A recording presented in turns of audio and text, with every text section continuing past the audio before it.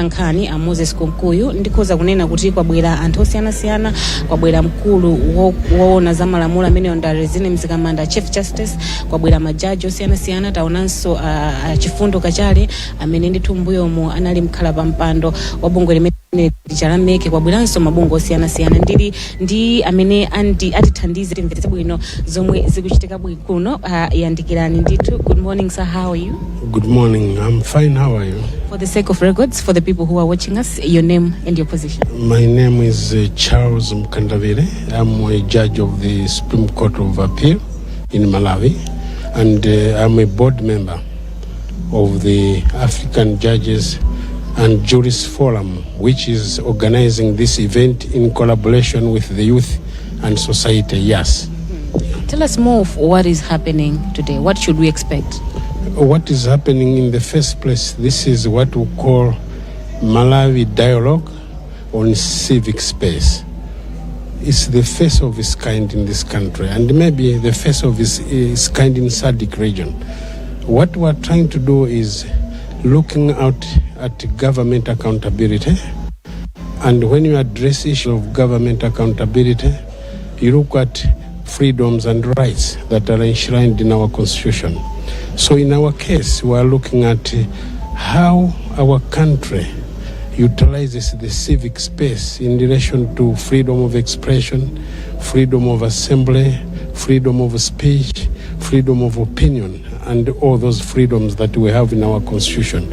We have deliberately invited the three branches of government, which are here, all constitutional bodies that deal with protection and promotion of rights of our citizens. We have also invited civil society groups and the media so that we interact. That's why we have called it a dialogue. It's not a conference as we are used to conferences. This is a dialogue whereby the three branches of government are coming together to make an institutional audit, to say what have we done in promoting these rights, and how has civil society used the space. So that's why we're here. As Malawi, how are we doing when it comes to these issues? Are we okay? Well, they say nobody is judging his own cause. But looking at what has been happening in our country, for example, we are one of the first countries in this part of Africa or on the continent, Kenya and Malawi, where we have had citizens coming to the courts challenging infringement of rights.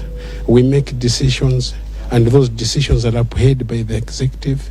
They follow them. A good example is the election case we had. In some countries, it's very difficult to have a court to annul presidential elections, a very sensitive area.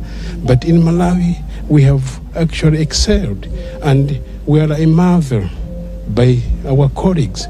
That's why we find this conference has brought in other judges and experts from other countries, because they say Malawi is a role model. Let us go and learn how they utilize civic space. Yeah. Chichewa timangofuna kuti mwina amene akutitsatira amvetsetse kuti kodi kuno taona kuti kuli majaji, kuli ndithu anthu akuluakulu. Chikuchitika kuno ndi chani? Mwambo umene ucholinga chake ndi chani? Makamaka pa nkhani yokhudza malamulo. Okay. Kuno kwabwera anthu ambirimbiri momwe mwaonera. Kwabwera majaji, all the three branches of government are here. Kwabwera so anzathu a civil society omwe akuthandiza kumenyera ufulu wa anthu mziko muno. Kwabwera apolisi akhala pano ndi ena ake Malawi society. Chomwe chikuchitika pano lero ndichoti bungwe la African Judges and Jurists Forum AJJF mogwirizana ndi anzathu youth and society. Yes, tinaganiza kuti tikumane pamodzi tonse ngati kukambirana kuti kodi kumalawi kuno yomwe timati mpata oti anthu azigwirisa ntchito ufulu omwe ndi wachibadidwe akugwirisa bwanji. Nanga ife tugwira ntchito mboma ku parliament, ku makoti mpaka ku executive, tikuyendesa bwanji zinthu. Anzathu omwe akutiyang'ana civil society akuziona bwanji. So tuganiza kuti tikayamba kukambirana chonche tikhoza kuona mavuto omwe takhati kuapeza since our 1994 constitution. Ndi tikhoza kupanga improve kuti kapena apa tikucheperapo, apa tikupanga bwino. So that's why msonkhano ndi woyamba msadiki munaika challenge first time kuti mbwerese makoti, parliament, ndi executive pamodzi, civil society, law society, ndi ma media houses. Yeah. Mwina ena nkumafunsaso mwakhudza kwambiri pa nkhani ya malamulo yeniyonso okhala judge wa ku Supreme Court. Pa nkhani ya malamulo mdziko lathu lino zikuyenda bwanji? Tikulemekeza malamulo akugwira ntchito yake, pali ufulu wa anthu? Well, nthawi zina amanena kuti usazichemerere weka, koma kuyambira ena ife tagwira ntchito nthawi yaitali. I've been in the judiciary for 38 years, in one party state and in a multi-party state. So ndilankhula za multi-party state. Chiyambire cha constitution ya 1994, my assessment ndiyoti tikuyesesa kuti anthu ufulu wawo wachibadidwe kapena malamulo aziko tiziyalondola. Koma monga mmazivira kulikonse, ngakhale you go to America now, you find anthu akutengera na court. You go to UK, you go to European Union, anthu akutengera na court. Sukachoti anthu sangasiye kutengera na kumakoti, anthu sangasiye kupanga challenge executive powers. Is part of the dynamics of political institutions. Koma mwachidule ndikozanena kuti anzathu akutisirira. Ena ife tayenda kwambiri. Ninali president for 4 years wa Commonwealth Magistrates and Judges Association, which includes 54 countries. Anthu amasira kuti kodi ku Malawi zinthu zanu umayendesa bwanji, kuti kuli rule of law, there is peace. Sipanga khale kuti zinthu zikhale 100% sizinakhale kulikonse. Koma in a nutshell ndikunena kuti zinthu I think zokhuzana ndi malamulo tikuyesesa kuti ziyenda bwino. Pero pamkumano umenewo mukufuna dziko la Malawi lifikire pati pa nkhani ya ufulu, mwina ndi mfundo ziti zomwe mukambirane zomwe msonkhano umenewo ukatha zikapita kunja kuti ziona kuti zasintha? Okay, iyi ndi dialogue. So pano sindingaziwe zomwe tikambirana kuti what will be our resolutions. Actually mkaona pa program yomwe tawika pali way forward. Ndipo mwete anthu akakambirana anthu mukakambirana ndipo mumaziwa kuti akambirana zakuti. So unganenetu tukakambirana ndi zako ndi kuti fundo ndi izi zomwe zichoke pamene. So tiona kuti nanga sipabwera aliyense okhuzidwa ndikayendesedwe kaboma. Tiona kuti kodi tikapanga stock taking ndi muti momwe tikulephera, ndi muti momwe tapanga bwino, tingapite bwanji kusogolo. Nizomwe tufuna tipange pano. Ife tutakuthokozana kwambiri. Ndaneso ndathokoza kwambiri. Okay, thanks. Thank you. Bene nditu ndi modzi mwa amene nthu mwitenene choncho zomwe zabwera malo ano kufotokoza kuti kodi kwenikweni cholinga cha mkumano umene ndi chani, komanso tiyembekezere zotani. Mwina kungofotokozerapo pang'ono pa mfundo zikulu zomwe anena kuti umenewu ndi pa Chingereza kuti dialogue osati conference. Imene nditu ndi dialogue zikhale zokambirana kuti kodi mdziko lathu lino malamulo akuyenda motani, nanga tingapange chani poonetsetsa kuti nzika za dziko lino zikusangalala ndi ufulu omwe tili nawo. Anafotokozera kuti kumano umene ndi oyamba muno mu SADC kuchitika kuti ndithu kubwere magawo onse aboma, kwabwera ndithu kuno akuluakulu ankhani ya malamulo, kwabwera akuluakulu mabungwe omwe si aboma, kwabwera atolankhani, kwabweranso ndithu akuluakulu amakampani osiyanasiyana. Onsewo amene abwera kunowa cholinga chawo ndi chimodzi, akufuna ndithu akambirane kuti kodi kupita chitsogolo pa nkhani ya malamulo tipange motani. Afotokozaponso kuti pazokambirana zimenezi akakambirana zokambirana zonse zikatha, koma peto kwake akufuna ndithu aone kuti kodi ndi mfundo ziti zomwe tingamatsatire. Mmene afotokozera kuti nthumwi zonse malo ano zikuonera kuti zafika. Tikuona ndithu anduna amene ofalitsa nkhani nawonso afika malo ano. Kwabweranso nthumwi za mabungwe osiyanasiyana, mabungwe amenewa akunja kwa dziko lino, nthumwi zawonso zafika. Mwinanso mfundo yaikulu inanso yomwe inanenedwa ndiyo kuti kunjaku akuti ku Malawi kuno amatisirira pa nkhani ya malamulo. Anapereka chitsanzo cha chigamulo chomwe chinachitika chokhudza zisankho zomwe zinachitika mchaka cha 2019 chija. Ananenapo ndithu kuti zimene zinayendera anthu ambiri anasirira kwambiri kuti yayi mdziko la Malawi ndithu muli muli ndithu malamulo timatsatira bwino. Ndikaona patsopano zikuoneka kuti mwambo umenewu ukufuna uyambe bwanji, tikuperekeni kwa amene ayendetse mwambo uno, tikhala nanunso tikamaliza. Pitirizani kuonera Wireless ya Times. Father God, we just want to thank and bless you for the privilege you've given us to have different positions of leadership in our nation. And we thank you for the occasion you've created for us to gather together this moment to reflect upon issues of unity and peace. We would like to commit our program to you. We commit all our facilitators and every participant and delegate in this place. May the discussions we undertake, Lord, go towards building a nation that's truly inclusive and a nation where we all live in peace, where those pursuing political office and other offices, Lord, can do so without disruption to the general well-being of the people, but also those who administer all the resources and affairs of state do so with a sense of responsibility and justice. That is the bedrock of a truly fair society. So we ask for your wisdom and your grace to be with us. Bless this day and what follows ahead. We ask this in the name of your Son, Jesus Christ. Amen.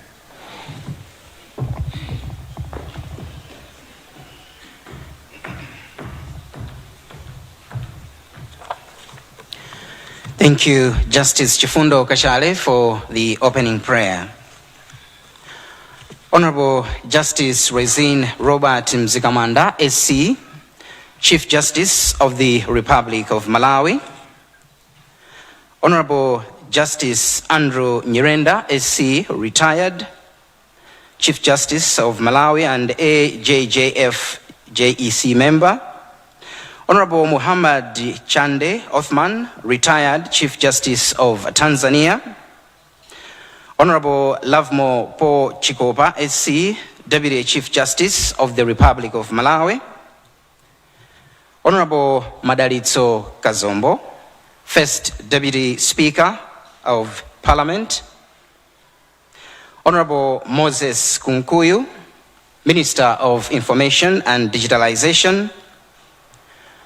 Honorable Charles Mkandawire, Justice of Appeal and AJJF Board Member. Honorable Justices of Appeal and High Court Judges here present. Honorable Members of Parliament here present. Honorable Justice Dunstan Mlambo, Judge, President of the Gauteng Division of the High Court. Your Excellencies, Head of Missions and all members of the Diplomatic Corps.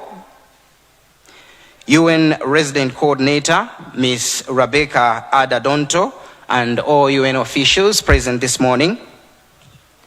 Honorable Innocent Nebi, Registrar of the Supreme Court of Appeal and High Court of Malawi.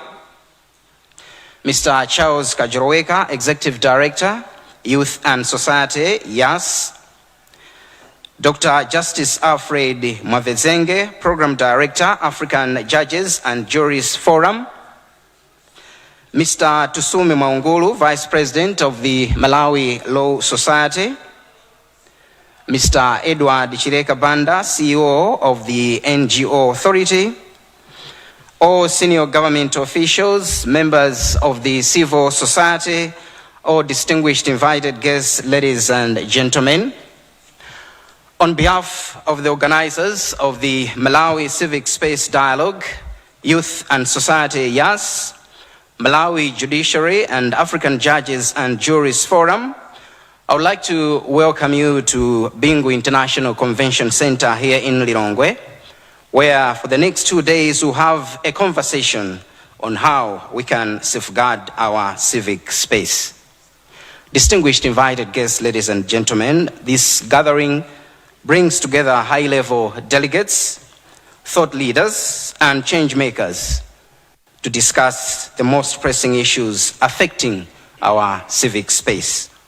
And it is our expectation that at the end of the 2 days, we as a nation will have solutions that will empower our communities and protect our rights. Once again, welcome to Bingu International Convention Center here in Lilongwe. And without wasting much time, I would like to invite the Executive Director of the Youth and Society, Mr. Charles Kajoloweka to come in front for the welcome remarks. A big hand, ladies and gentlemen, for Mr. Charles Kajoloweka.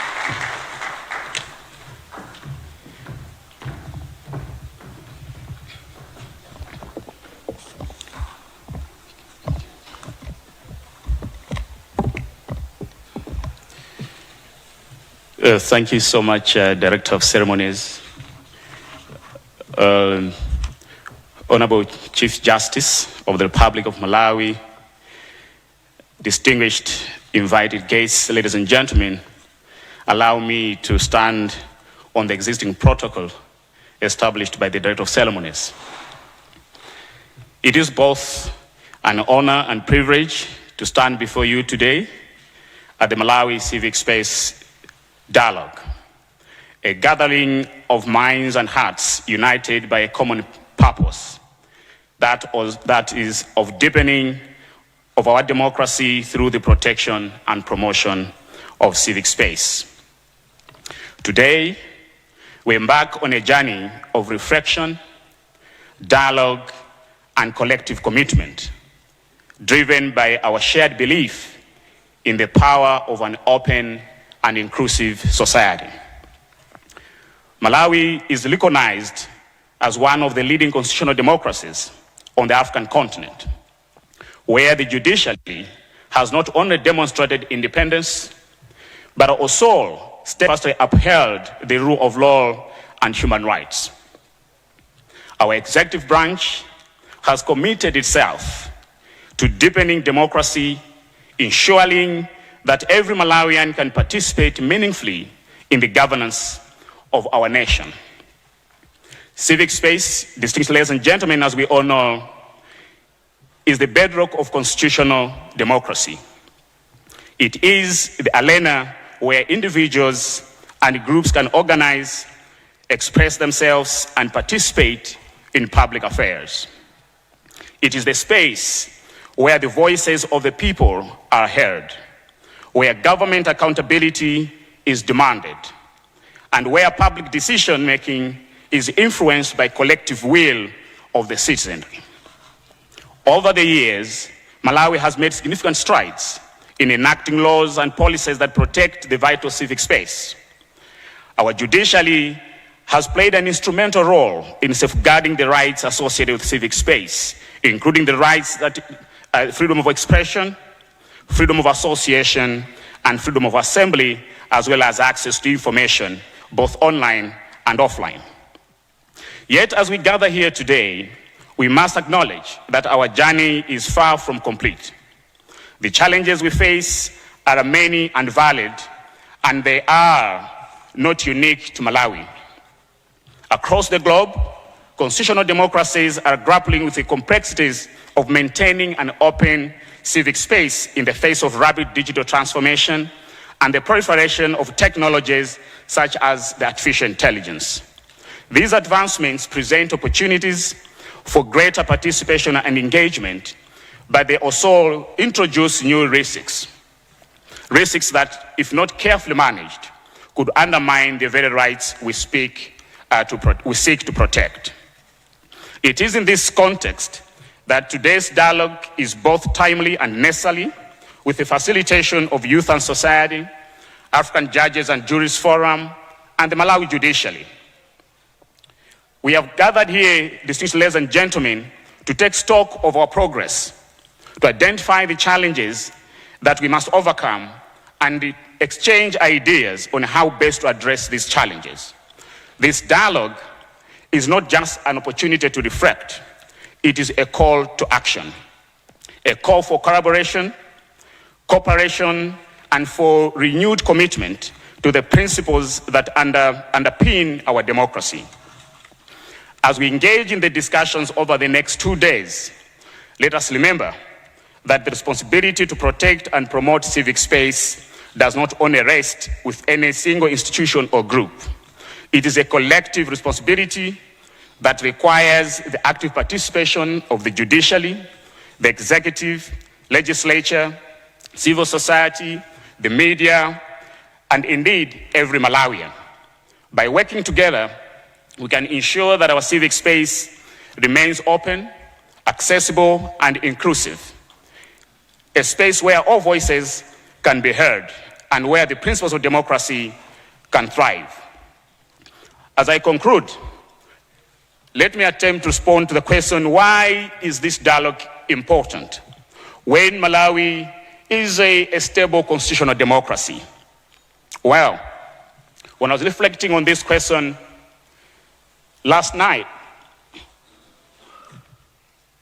I went back to reflect on what Rick Jonah, one of the eminent writers on military governance and political leadership, has shared in a book titled Leadership, the Power of a Creative Life. In this book, chapter 9, he talks about the Titanic syndrome. To explain the disaster of the Titanic ship and the reasons, it found itself in that situation. To summarize it all, he talks about two important things that led to the sinking of the ship. Number one, he talks about complacency. When the Titanic ship was built, it was a symbol of opulence and invincibility by the British Empire in those days. It was the pride of the empire. The owners of the Titanic felt that carrying even half the lifeboats for a ship of her size was superfluous.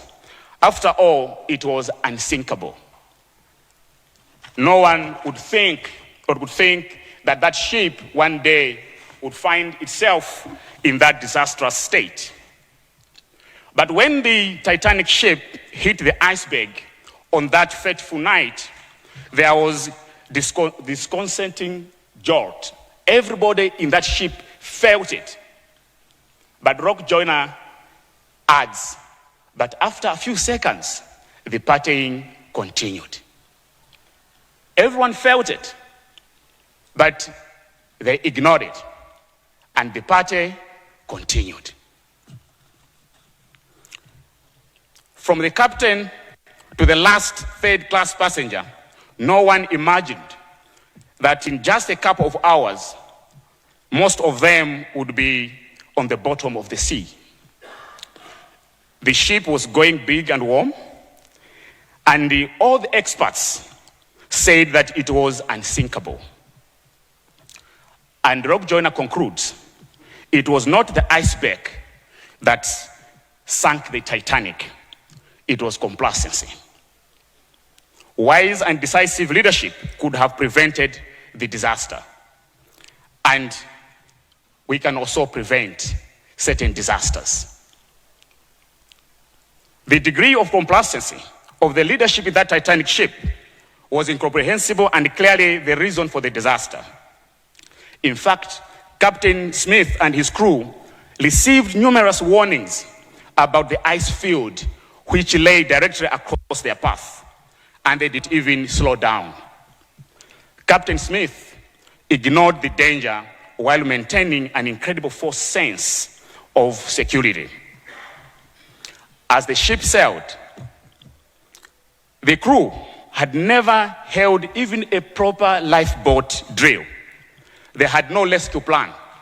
They had no plan for the orderly movement of even passengers to the boats, and most of the crew did not even know how to lower them.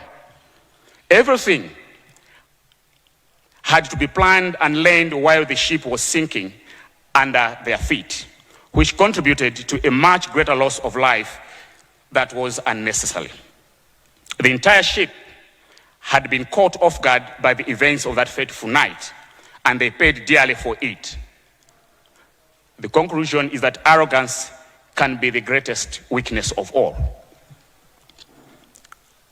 Will we be caught in the same way as Malawi, as stakeholders, as the region?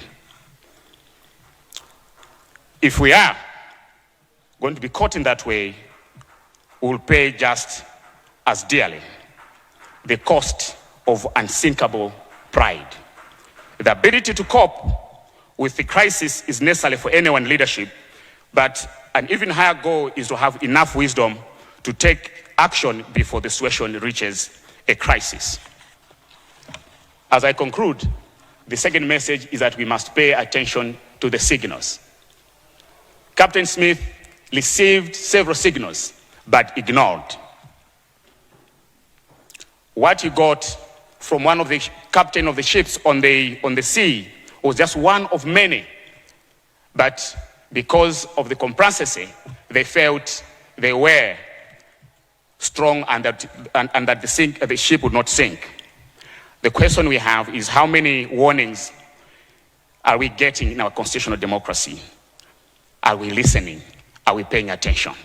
Are we listening to the voices of the citizens, the voices of the actors that are advising government and all other actors?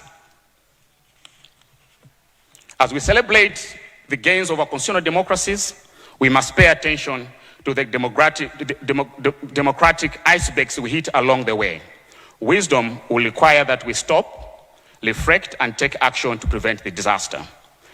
Pride or complacency can lead to tragedy in any venture.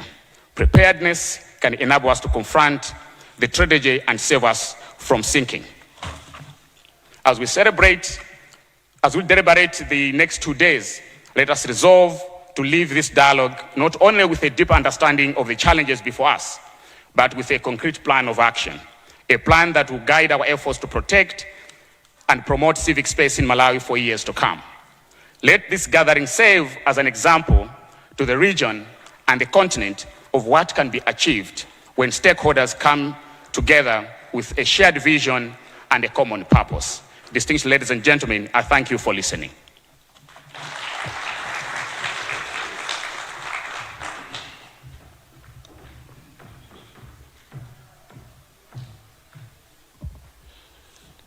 Are we listening?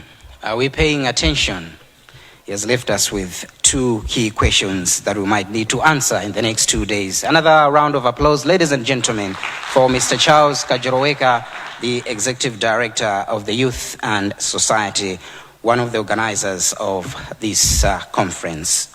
And the Africa Judges and Juries Forum is also one of the organizers of this conference, a network of eminent judges and juries from across the continent of Africa, and they are committed to promoting the rule of law and development in Africa. I would like to welcome in front Honorable Justice Charles Mkandawire, who is the board member for the Africa Judges and Juries Forum. Honorable Justice Charles Mkandawire, thank you.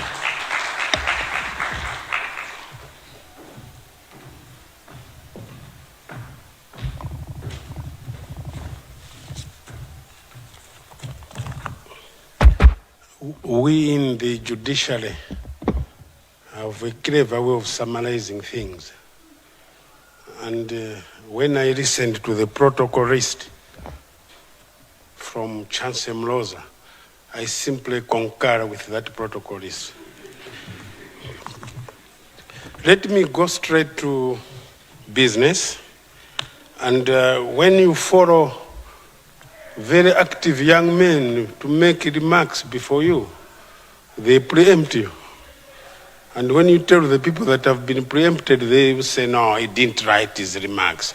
I have remarks here I can share, but what Kajoroweka has done is like he was looking at what I wanted to say. I will therefore say what I wanted to say in a different way, slightly different way. Firstly, it is my pleasure to welcome you to the Malawi Civic Space Dialogue to be held here in Lilongwe during the next 2 days. To those of us who have come from afar, like Tanzania, South Africa, our retired Chief Justice Mohamed Chande Othman from Tanzania, and Judge President of the Gauteng Division, Mlambo, a very close friend. I've also come across a friend, Judge Malindi, and your colleague from the Gauteng. We welcome you to Malawi, and this is what we call the warm heart of Africa. If you see good things, tell the world. If you see bad things, come and tell me. I will take care of them. I am a member of the board of the African Judges and Juries Forum, and my colleagues had requested me to represent them. We have board members scattered. One is in Papua New Guinea, the other one is in Zimbabwe, the other one is in Namibia. I find myself to be in Malawi. So I was asked to make our remarks on behalf of the board.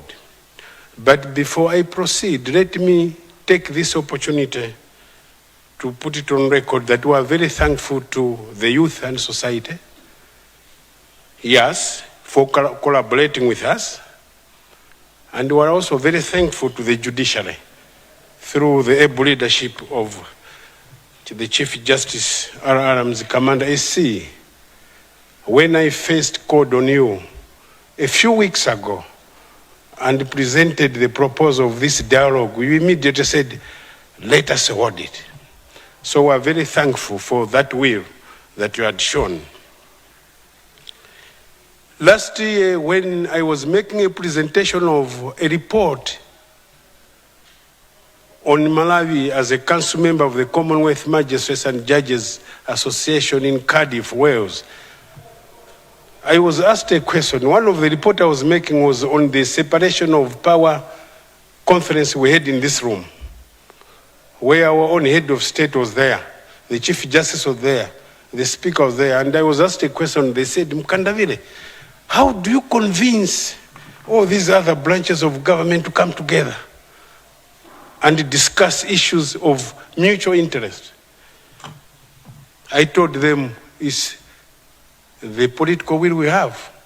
That's the simplest answer. So next month, there's a similar meeting. I will be presenting now on this dialogue. And I think they will ask me to say, how did you manage to organize yet another dialogue where the three branches of government came together? I would follow on what Kajoroweka said to say, I think Malawians are peace-loving people, because the issue of civic space determines what goes on in a country. And if all the three branches of government can come together like this, the constitutional bodies, civil society, the media, it actually reflects how serious we are about our peace in this country. And I think we deserve really to have a credit on that. Let me talk briefly on civic space. Essentially, civic space refers to the space within which individuals and groups can organize themselves and participate in public affairs in order to hold their governments accountable, as well as to provide an input in the public decision processes. That's the civic space we want to discuss here. Holding government accountable. And when we say holding government accountable, we are talking about the judiciary. Is it held accountable?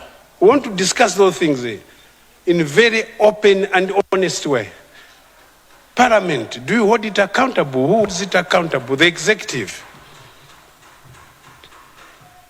At the core of civic space is the need to respect, protect, and fulfill a range of human rights and freedoms, including freedom of expression, freedom of association, and freedom of assembly, as well as the right to access to information both online and offline. It is my hope that through this dialogue, we will be able to engage in a robust and fruitful conversation on how best we can deepen civic space in our country and the SADC region for the betterment of constitutional democracy and the rule of law. Before I conclude, I would be doing injustice to all of you here present if I did not say something about AJJF. AJJF is a network of eminent judges and juries who are committed to promoting the rule of law and development in Africa, particularly the development goals set out under the African Union Agenda 2063. Coincidentally, I was one of the I don't know how I would call myself, but a co-founder or initiator. So why did we establish AJJF?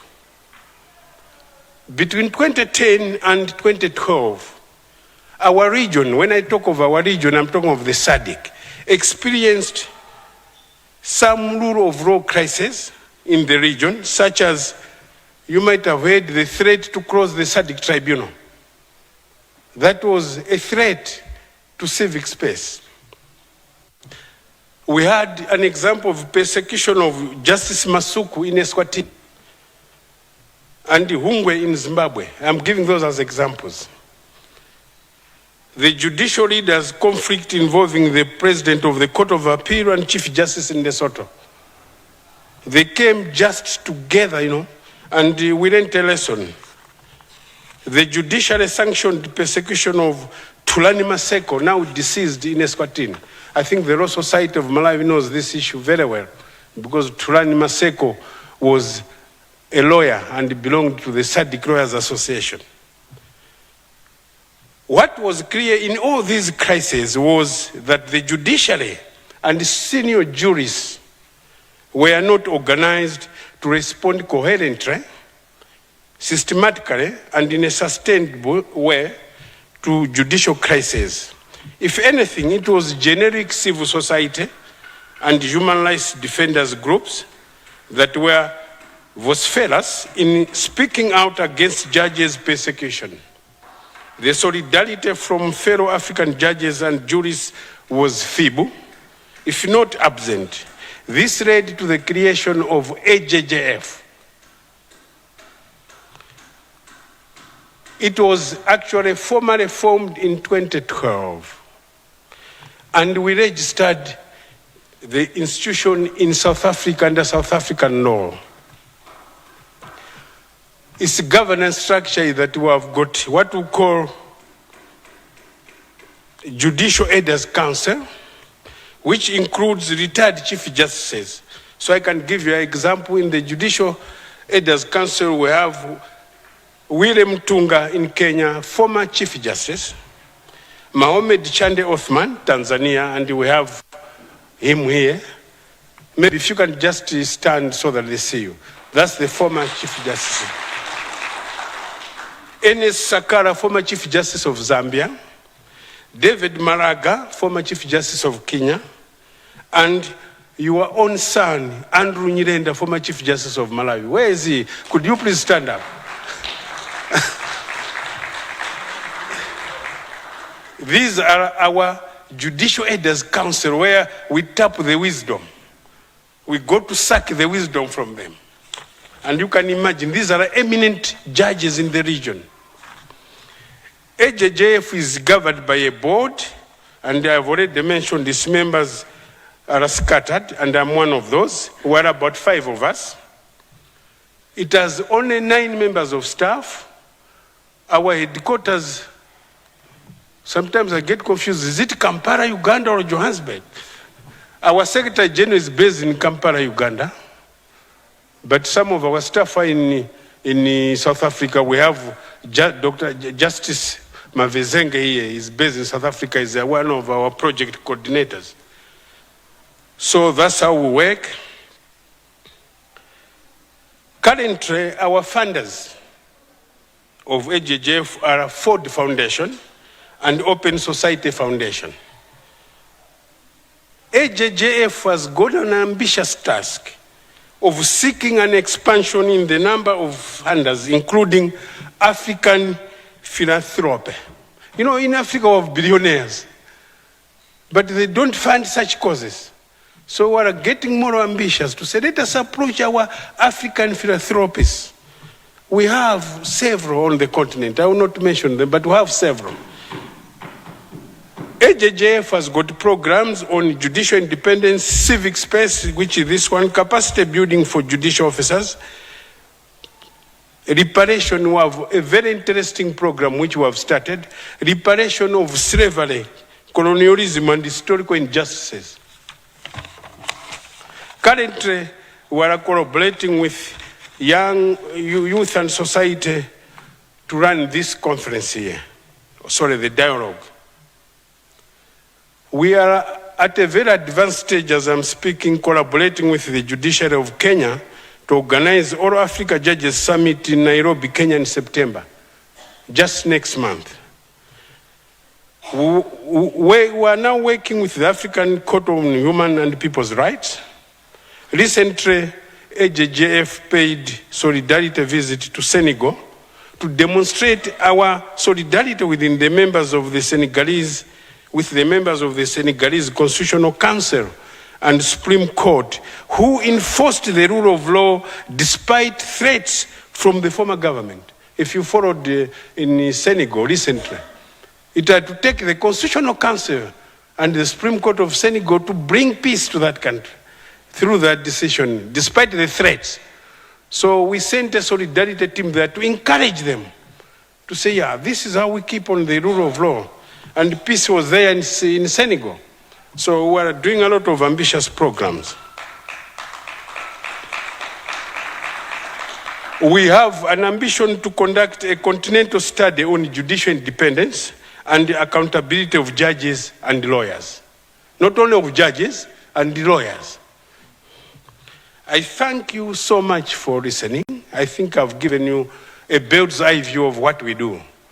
And I think this dialogue is the first of its kind. We want to build on this one so that it becomes a model in our region. Thanks so much.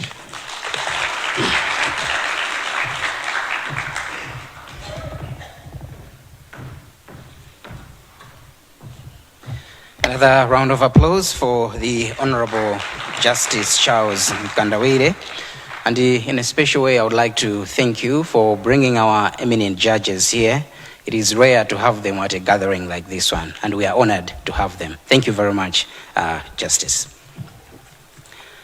Our distinguished invited guests, the UNDP nurtures spaces for civic engagement through the promotion of regulatory frameworks that guarantee the exercise of freedoms of expression, association, and peaceful assembly. And representing the UNDP this morning at this dialogue is Ms. Rebecca Ada Donto, the UN Resident Coordinator. Join me in welcoming Mrs. Rebecca Ada Donto in front. Thank you.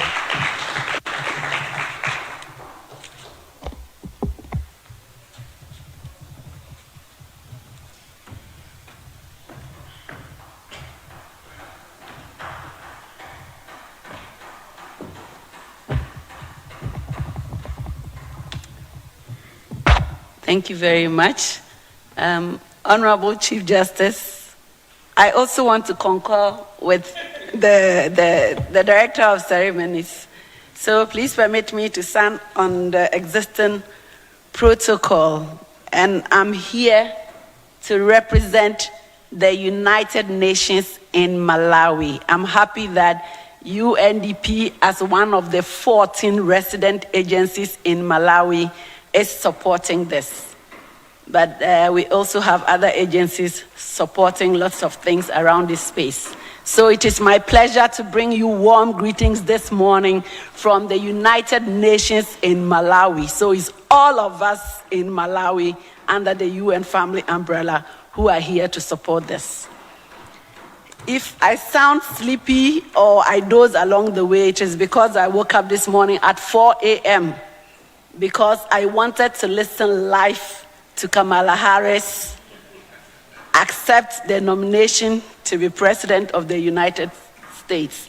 And that is because I know how very difficult it is for women to get this or be very active in this civic space that we are talking about. You just have to look at the first two rows in this room and you understand how much of endangered species we are around leadership. So as I listened to her this morning, something she said struck a chord with me as I reflected on what to say this morning. And there is something that she said, and I quote, "Never complain about something. Do something about it." This morning, we are here because the organizers of this event, Youth and Society, and the African Judges and Juries Forum decided to do something about civic space. And I'm especially happy because Youth and Society and the judges and juries coming together. It also seems to be an intergenerational dialogue. I'm not saying the judges and juries are old, no. But given that YAS is a youth-led organization, growing up as a young person, I'm still very young. I used to be very fearful of the men and women who wore those wigs in our places. So to have a youth organization working closely, I think that that is something we should all applaud. So they decided to do something, and that thing is how to expand and entrench civic spaces. I also reflected on what civic space means to me and the work that I do. And the concept of human security popped up in my head as I was reflecting. Human security, and this means freedom from fear, freedom from want, and freedom to live in dignity. I think all said and done, civic space offers that strong foundation and tool for the freedom to live in dignity, freedom from fear, and freedom from want. Ladies and gentlemen, a couple of days ago, no, I'm sorry, I think it was Tuesday, so it can't be a couple of days. On Tuesday, I had the privilege of joining the National Elections Consultative Forum. I think it was in this room. And as I sat there and listened to Malawians from all walks of life and all sectors freely express their opinions and question, some of them very difficult questions, and question the Malawi Electoral Commission and the National Registration Board on the nation's preparedness towards elections, I was nodding in admiration. I just couldn't help but admire how far Malawi has come in its constitutional democracy and in its civic space. There are also other strides that Malawi has made, and among others, I dare say that the media enjoys freedom to publish without fear of the criminal defamation statute, which has been repealed. The Protected Flag, Emblems, and Names Act was also repealed to make room for freedom of expression. And the country now has the access to information law, although with challenges in terms of implementation. So the country has come a long way. But I also know that these freedoms and rights did not come easy and should not be taken for granted. Charles spoke about complacency and the signals, and if we are paying attention. So conversations like this one and spaces like this are what can take civic space in this country to the next level. Not just speaking about one another or complaining, but speaking with and speaking to one another. Ladies and gentlemen, it is said somewhere, I tried to remember where, I didn't, but I still remember it, that a nation's greatness is measured by how it treats its weakest members. And its strength lies in the active participation of its citizens in governance. When citizens engage, they become the architects of their own destiny, ensuring that power is both shared and accountable. Justice Kachali prayed for a sense of responsibility and justice. It is a two-way street. Ladies and gentlemen, the first line of Malawi's national anthem is also a prayer for a Malawi that is peaceful with its people and living free from fear. But these should not just remain prayers. We can continue praying, but this must become reality. And making it reality means that every Malawian, individuals, groups, should continue to do something and invest in the spaces that enable Malawians to freely organize themselves and participate in national affairs. To go back to Charles' speech again, what did all the many people on the Titanic do when they felt the first jolt? It wasn't just about the captain. Yes, the captain, like our governments and leaders, have responsibilities. But what do we do as Malawians? So my message this morning, I was invited to give a solidarity message. My solidarity message this morning is to encourage every Malawian to do something when you see something, when you observe something. Do something in the national affairs of this country in a way that holds self, and I underline the self, that holds self and duty bearers accountable. To leave no one behind. Leave no one behind. Sometimes we just think, oh, it's about the SDGs. But this should be our everyday call, to leave no one behind. Inclusivity. After 32 years of working as a peace building and conflict prevention practitioner, one of the invisible underlying fuels of many conflicts is that feeling of not being respected, of not being counted, of being left behind, of being excluded. When people are excluded, and this is my business that I've done for 32 years, they keep going back, but a day will come when that back will be against this wall. And it is just natural that when it is against the wall, people will tend to push. So what can we do as individual Malawians to hold self accountable and to have the moral authority to hold leaders across sectors, leaders in civil society? I was here 10 years ago. When I got back, I went to greet some of my civil society friends. It was the same leadership, and I asked, what is happening internally here? What is the internal governance like?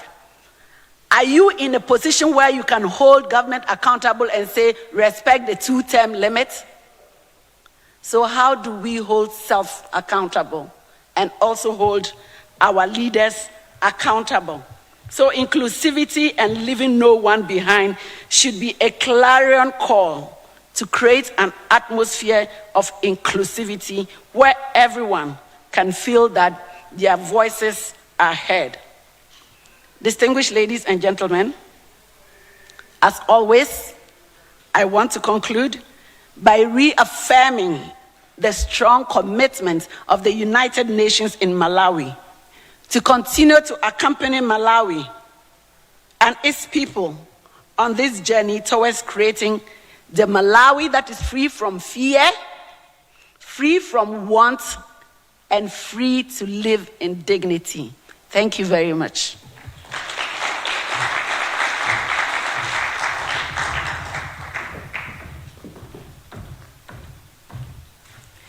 Thank you very much. The UN Resident Coordinator, Ms. Rebecca Ada Donto. My Donto. And we are grateful for the support that you provide to the Malawi government as well as civil society organizations here in Malawi.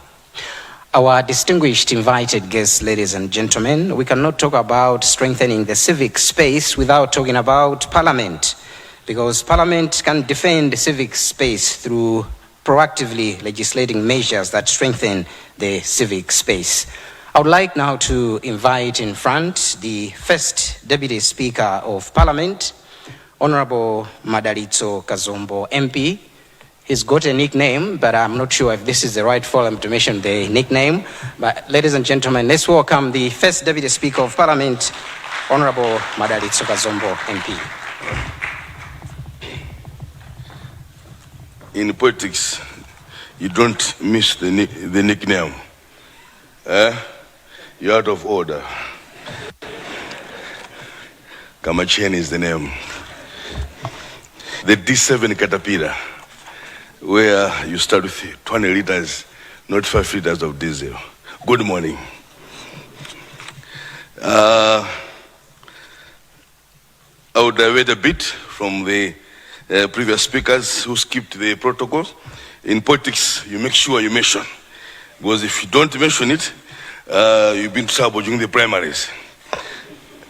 Honorable Justice Resilience Robert Zikamanda, AC, Chief Justice of the Republic of Malawi. Honorable Justice Andrew K.C. Nyirenda, AC, retired Chief Justice of Malawi and AJJF, JEC member. Honorable Muhammad Chande Othman, retired Chief Justice of Tanzania. Honorable Ravmo Paul Chikopa, SC, Deputy Chief Justice of the Republic of Malawi. My dear brother, Honorable Moses Kunkuyu, Minister of Information and Digitalization. Of course, my dear sister from the UN, my brother, Justice Chifundo Kachari, and Dada Sonapa, and the entire team, the media, and this is unfortunate. Only one lady in front, men who can do better than this. But the challenge is that the ladies, they fear. So you ladies, you fear.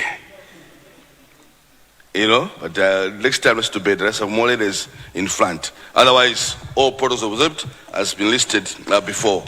I'm here standing on behalf of the Right Honorable Speaker, Mama Catherine Gotenhara. Should have been here, but this very hour, we're having a business committee meeting because Parliament is starting in a few days' time from now. That's why she had to dedicate to being. It is my great pleasure, Honorable Justice, to welcome you to today's opening ceremony of the civic space. My apologies, Charles Kejoreka, I'm supposed to recognize you. On the topic of safeguarding civic space, fostering inclusive and accountable governance. Your presence here reflects a shared commitment to strengthening the foundations of democracy and ensuring that every voice in a society is heard, including the youth voice, including the women voice. As we gather to explore the vital topic of civic space, we do acknowledge that this space is the very lifeblood of democratic engagement. It is where ideas are exchanged, where communities come together to advocate for change, and where governance is made truly representative and responsive. Safeguarding this space is not just about protecting freedoms, but about fostering an environment where inclusion and accountability thrive. Our discussions today will delve into the ways we can enforce and expand space to ensure that it is accessible to all, regardless of background or status. We will examine the role of various stakeholders, including government, civil society, and the private sector, in creating an atmosphere of openness and collaboration. Inclusive governance is at the heart of our values as Parliament of Malawi. When we talk about inclusion, we talk about creating opportunities for every individual to contribute to and shape the policies, laws, and decisions that affect their lives. Accountability, on the other hand, ensures that those in positions of power remain answerable to the people they serve. Together, these principles form the cornerstones of thriving democracy and civic space. As we embark on this journey, let us remember that safeguarding civic space is a collective responsibility. It requires our ongoing vigilance, engagement, and indeed action. I repeat, action. You know, Malawi is known by having good policies, such meetings, such conferences, but we've lacked one thing, action. If we begin to act, and act swiftly, and act with what we know, we can do better as a nation. We can do better as a bloc. So indeed, action matters. Charles Kajorega, the youth should lead the way. Action. Our elders have spoken, but they haven't done much on action. That's why Kamacheni comes in. Action. How many?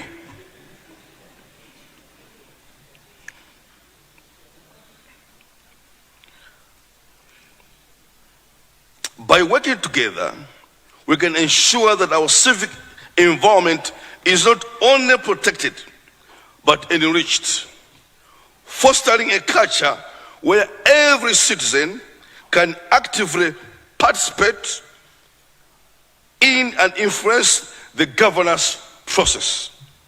Our program today features a range of insightful discussions and presentations that will address the current challenges and explore innovative solutions, as well as provide constructive recommendations on how we may deepen the civic space in Malawi. The Parliament of Malawi is honored to make its contribution to this topic and listen to the various discussions. From the distinguished lineup of speakers who bring a wealth of experience and expertise to this dialogue. Their contributions will be invaluable as we work towards actionable outcomes. I encourage each of you to engage actively, share perspectives, and take full advantage of this opportunity to collaborate and learn from one another. Your involvement is crucial in driving forward our shared vision of a more inclusive and accountable governance system. Thank you for being here and your dedication to this cause. I look forward to the productive discussions and valuable insights that emerge from time together. Lastly, Chief Justice, as Parliament, we appreciate for the invitation. Mr. Kajoreka, as Parliament, we appreciate for this collaboration. You invited us. Let's work together. Let's build Malawi together. It's high time we move forward from being known a poor country, a leading country of all the poor countries in the world. We have the resources. We are blessed. We have the land. We have the waters. We have the energetic young men. We have the learned judges. We have a vibrant parliament. But what we lack is action. We can't be called a poor country, yet we have what it takes. If we become transparent, if we become accountable as judges, as government, as parliament, if we stop corruption, Malawi will do better. Thank you so much.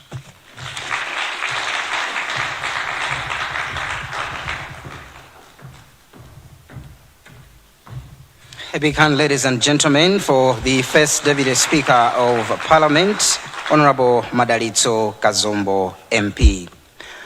Our distinguished invited guests, ladies and gentlemen, will continue with our program this morning. And our next speaker is representing the executive arm of government.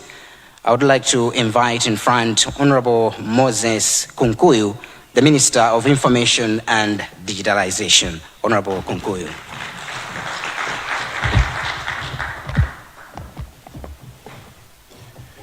Good morning. Taking to the podium after Kamacheni, you begin to wonder what you should call yourself then, as skinny as you look in front. But after the Kamacheni has done all the protocols, you will allow me, since my one leg stands on the same platform with his, the political platform, so you allow me to ride on the protocols that have already been observed by the D7 himself, but allow me to recognize the presence of the Chief Justice, Honorable Justice Resident Zukamanda, yourself, Mr. Charles Kajoroweka, our UN resident coordinator, Ms. Rebecca Anadonto. But also in a special way, allow me to welcome those that have traveled from other countries. Wayanova ku Zimbabwe, walipo ile makadini, tafara zikuru, munoga muchira. And I have seen from Tanzania, habari, karibu tena. And of course, I've seen those from South Africa. Bapi manova ikoli. Basegoli, bakona lapa. Sanibonani. Siyabonga kakhulu. Distinguished delegates, ladies and gentlemen, once again, good morning to you all. I am filled with a deep sense of humility to stand before you this morning to deliver this address. I am doing this on behalf of the Vice President who was invited to be here. That's Right Honorable Dr. Michael Usi, who would have loved to be here, but this morning he has also been called to attend to other pressing matters of state. So allow me to wear his jacket for now.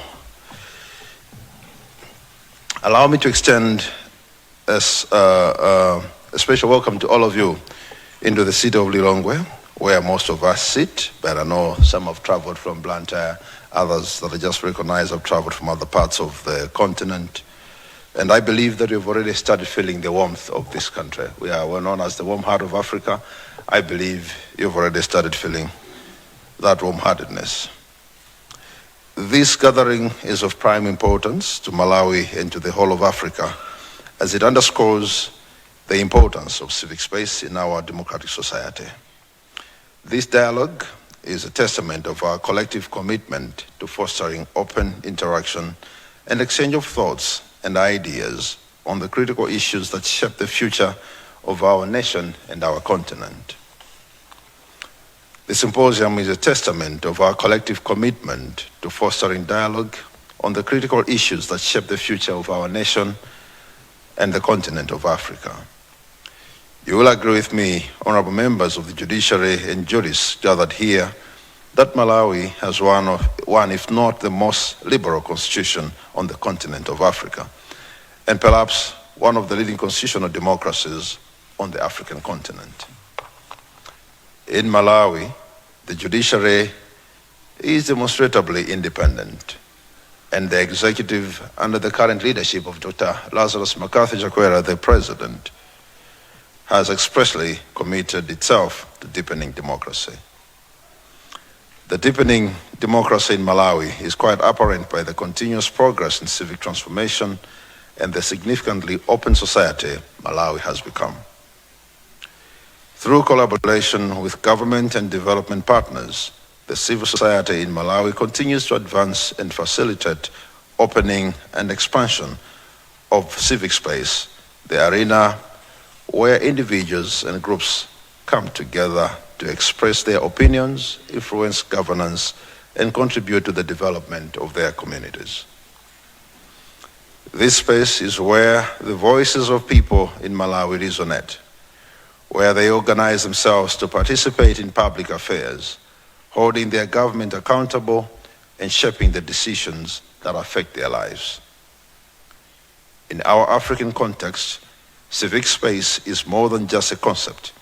It is the lifeblood of our democracies. It is the space where our rich traditions of community dialogue, collective decision-making, and social solidarity thrive. The importance of an open civic space is obviously crucial to democracy and people's rights. It is a space that allows the rich diversity of voices, experiences, and perspectives to come together in the pursuit of common goals.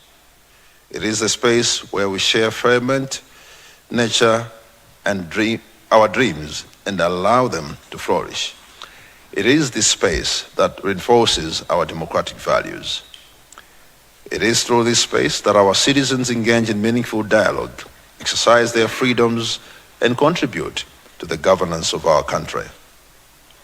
For Malawi, civic space is not just important, it is essential. As one of the leading constitutional democracies in Africa, our nation's progress depends on openness and accessibility of civic space. Distinguished ladies and gentlemen, we must therefore protect, nurture, and expand sustainably this civic space, as it is fundamental not only to the strengthening of our democracies, but also the protection of our rights as citizens. Our judiciary, recognized across the continent for its independence and impartiality, has played a crucial role in safeguarding this space, ensuring that the freedoms of expression, association, and assembly are upheld. However, as we stand here today, we must acknowledge that our civic space faces challenges. The digital age, with its rapid advancements in technology and the rise of artificial intelligence, presents both opportunities and threats, as Mr. Kajoloweka also alluded to. While technologies have the potential to enhance civic participation, they also pose risks in our freedoms, particularly in the realm of cybersecurity. It is therefore imperative that we remain vigilant in protecting our civic space. We must ensure that the laws and policies we enact do not disproportionately infringe upon the rights that are essential to a vibrant civic space. We must also recognize that the strength of our democracy lies in our ability to adapt and respond to these challenges, while remaining committed to the principles of openness, transparency, and accountability. Allow me to close by emphasizing that the future of Malawi's democracy and that of Africa depends on the protection and promotion of civic space. It is within this space that our citizens find their voice, that our communities come together, and that our nation moves forward. Let us commit as stakeholders in this dialogue to work together to safeguard this space, ensuring that it remains open, accessible, and vibrant for generations to come. President Lazarus Chakwera remains part of this conversation. I thank you all for your kind attention. Bless you.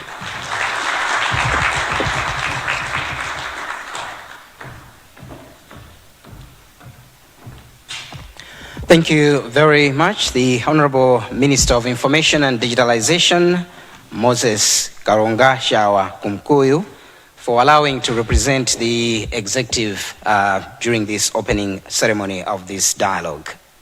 We're now getting closer to the end of the opening session, and the Malawi judiciary has worked with youth and society, as well as the Africa judges and juries in the organization of this dialogue.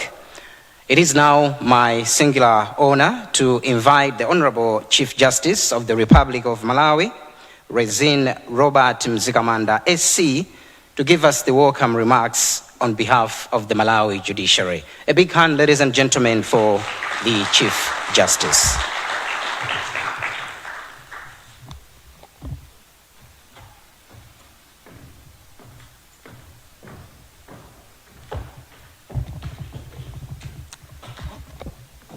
Thank you very much, Mr.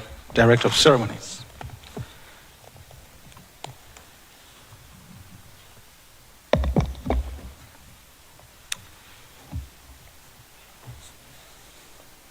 Your Lordship, the retired Chief Justice Andrew K.C. Nyirenda,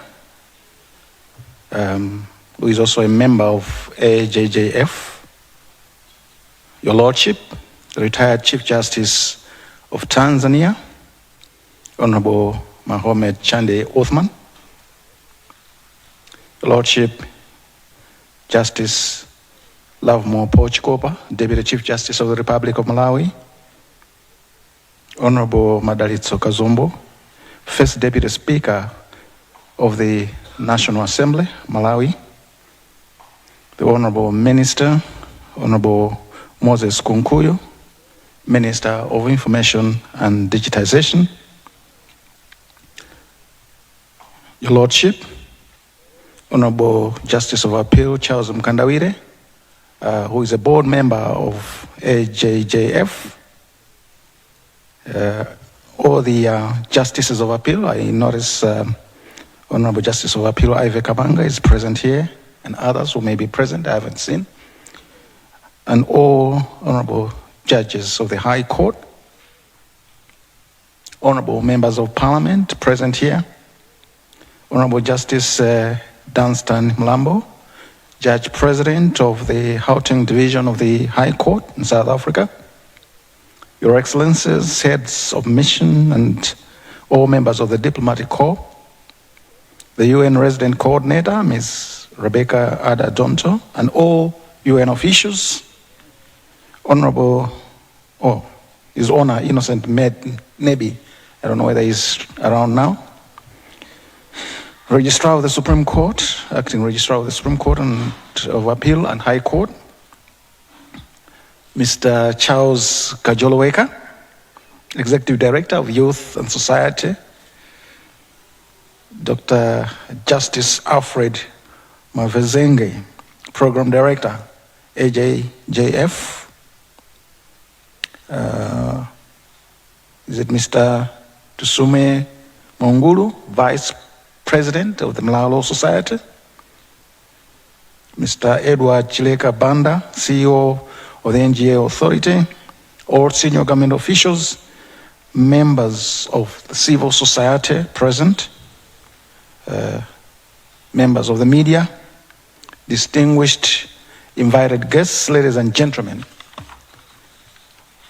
Again, a very good morning. It's been a long morning of speeches before starting the dialogue. I hope this one is the last speech before we begin the dialogue. I think a lot of substance has come out of all the speeches that have been delivered here. And that should have been sufficient without me saying anything more. But I guess because of our participation in the organization of this particular dialogue, I have a duty to say something. And so it is with absolute delight that I join those who have spoken before me this morning in welcoming you all to this dialogue, the first of its kind I have ever attended, and I've heard the first of its kind, not just on the continent, but even beyond.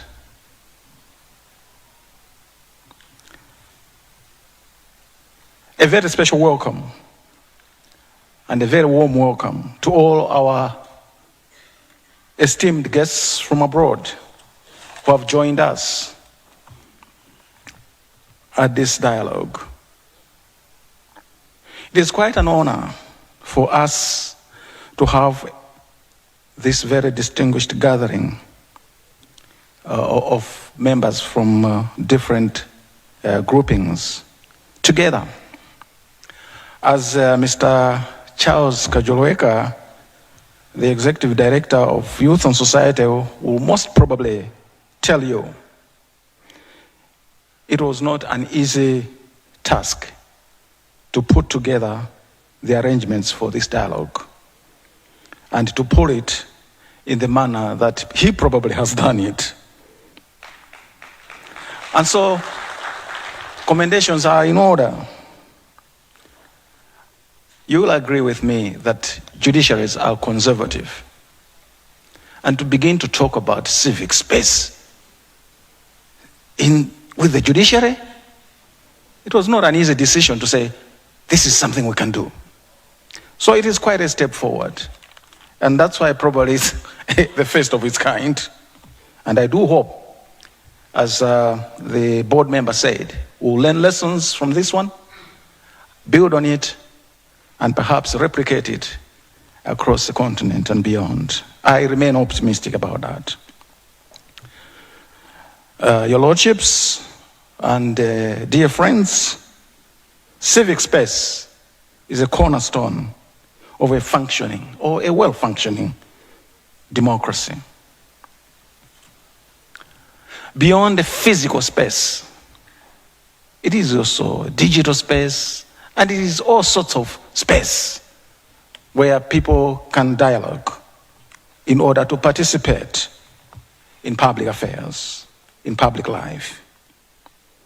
And a thriving civic space will invariably be a result of combined efforts of a range of actors, including the judiciary, including governments, including line ministries, public institutions, and indeed the civil society itself. That's why it was not so difficult for the judiciary to say, this is something we can do. Because it believes it is also an actor, even in civic space. It may be in a limited way, and perhaps that's what Mr. Charles Kajoleka is complaining about, that the space is dwindling, is shrinking. Can we do something about it? The thriving of civic space is characterized by behaviors of various actors, sometimes based on mutual trust, sometimes based on mutual distrust. But these are the things that we should talk about. Rules that govern the space sometimes tend to be fluid, sometimes tend to be transient, unlike the courts where you have rigid rules which must be followed. And sometimes disagreement come in within the civic space regarding the rules that apply, bringing pressure and limitation to civic space rather than maintaining an open space for governments and for us to enhance our democratic gains. And a dialogue of this nature must aim to develop and consolidate and maintain an open society, an open space that allows for the thriving of our democracy. The concept note that originally came to me from the African Judges and Jurists Forum and the Youth and Society of Malawi shows the aim to take stock of Malawi's progress in entrenching and promoting civic space, identifying challenges, and make exchanges of ideas on how these challenges can be confronted and be addressed so that we move forward and not sink like a Titanic. I was humbled to read the opening statements of the concept note, which are actually part of the program that is before you, and I quote, "Malawi is considered to be one of the leading constitutional democracies on the African continent, where the judiciary is demonstrably independent and the executive has expressly committed itself to deepening democracy. The judiciary of Malawi continues to stand out as one of the model judiciaries on the African continent, enforcing the rule of law and human rights impartially in defense of constitutional democracy." End of quote. I dare say that very few will disagree with this statement, even in this room. Any hands up that want to disagree with that statement? I dare say very few will disagree with this statement. Because not just constitutional bodies, continental bodies have said so. At least I know the African Bar Association has even given an award to the Malawi judiciary for its independence and impartiality in the dispensation of justice. And need I mention that the Chatham House of the United Kingdom also gave an award to the Malawi judiciary for its outstanding work. Small wonder, therefore, that the first ever civic space dialogue is taking place in Malawi, with the judiciary, the executive, and the legislature participating, getting actively engaged, so that we can move forward with this democracy that we have. And as for the judiciary, interpreting, protecting the Constitution and all laws under it is in an independent and impartial manner is the clear mandate that it has under Section 9 of that Constitution. And since the dawn of multi-party democracy, where a new constitutional order was brought about in this country, the judiciary has done its work in defense of constitutional democracy, and that work must have secured the country a place as one of the leading democracies of the continent. The Malawi judiciary has times without number emphasized that the independence of the judiciary and judicial accountability are constitutional imperatives that we must uphold at all times according to the law. Independence of the judiciary is public property. It is a public good. It is not a privilege of judges. And it is a foundation of the rule of law. Minimize judicial independence, you destroy the rule of law. And I don't believe that enhancing judicial accountability means mitigating or reducing judicial independence. No. Both concepts, as constitutional imperatives, have to be worked on, and worked on hard.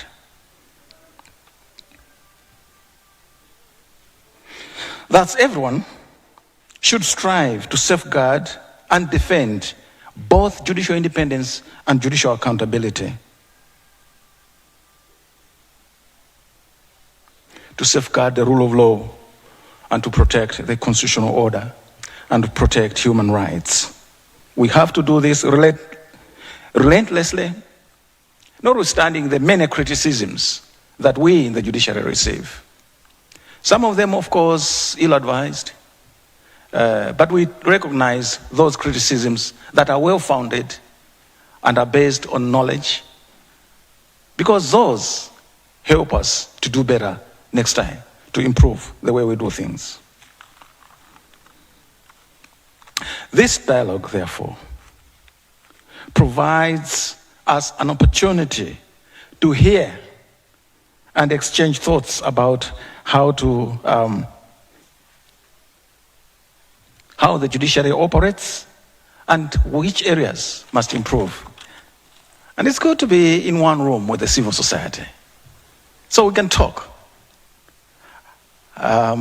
Sometimes you hear through the media, other forms of media, newspapers and so on. And then you say, but had they asked us, we would have said this. But when we are in the same room, you talk, you begin to appreciate. And you begin to appreciate all these concepts and how they operate. Because we too in the judiciary appreciate that there are two different courts. We have the court of law, which we preside over, and the court of public opinion. And the rules of engagement in the court of law are different from the rules of public engagement, the court of public opinion. We believe that the rules in the court of public opinion are sort of fluid and they change, and the decisions that the court of public opinion gives may not coincide with the decision that the court of law, applying rules of procedure, follows. So this is the time to engage and explain to each other and help each other how we can work about this. We know that civic space is created by a set of universally accepted rules which allow people to organize themselves and participate and communicate with each other on the affairs of the society. Participate in a meaningful way, communicate in a meaningful way, organize in a meaningful way. It is the environment that enables civil society to play a role in the running of the affairs of government or the affairs of the country. And for that reason, we do not take civic space or the call for strengthening civic space as an antithesis to judicial independence. Not at all. As a matter of fact, the more the civic space becomes, thrives, the better understanding people will have about the machinery of government and the better contribution they will make. And so we feel honored to participate in this dialogue. There are, of course, concerns sometimes expressed about the shrinking or the shifting of civic space. And this dialogue should be able to address such concerns and come up with proposals that will carry us the way forward. It's supposed to be a dialogue. And I think it shouldn't be just one person talking. Once again, it is with immense pleasure that the Malawi Judiciary and I are participating in this first ever Malawi Civic Space Dialogue, at least insofar as we know. I wish all of us fruitful discussions, fruitful dialogues that will produce fruits that will enable us move forward as a thriving democracy. I thank you for your kind attention and may God bless us.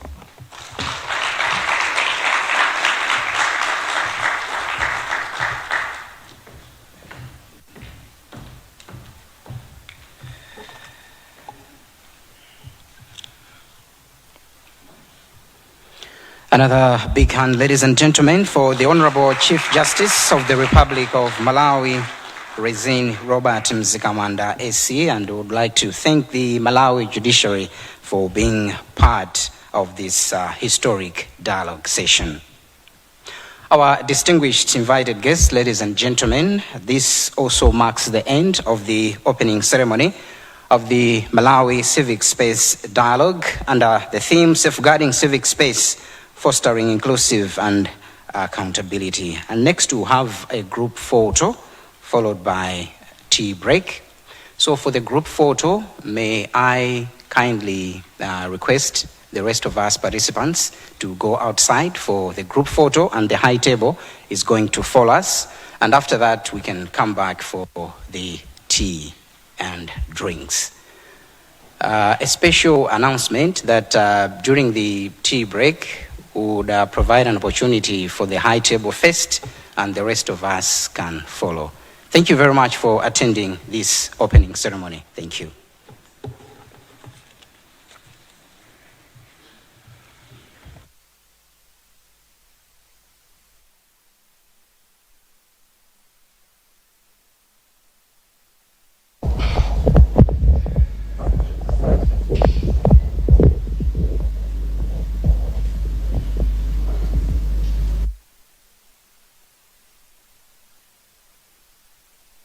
Ndiye pamapeto pa mwambo omwe umachitika muno mu mzinda wa Lilongwe ku BICC. Mwambo umenewu womwe wakonzedwa ndi bungwe limene la Youth and Society obweretsa pamodzi akuluakulu pa nkhani za malamulo. Cholinga chake akufuna awonikire kuti kodi ngati dziko tingapite bwanji chitsogolo polemekeza malamulo komanso kuonetsetsa kuti anthu onse akukhala ndithu moyo wabwino olemekeza malamulo komanso ufulu wa anthu sukuponderezedwa. Dzina langa ndi Blessings Mpinganjira, ndithokoza zanga onse amene ndimagwira nawo ntchito muno mu mzinda wa Lilongwe. Pakali pano tikubwezeretseni ku nyumba yathu yolutsira mawu mu mzinda wa Blantyre.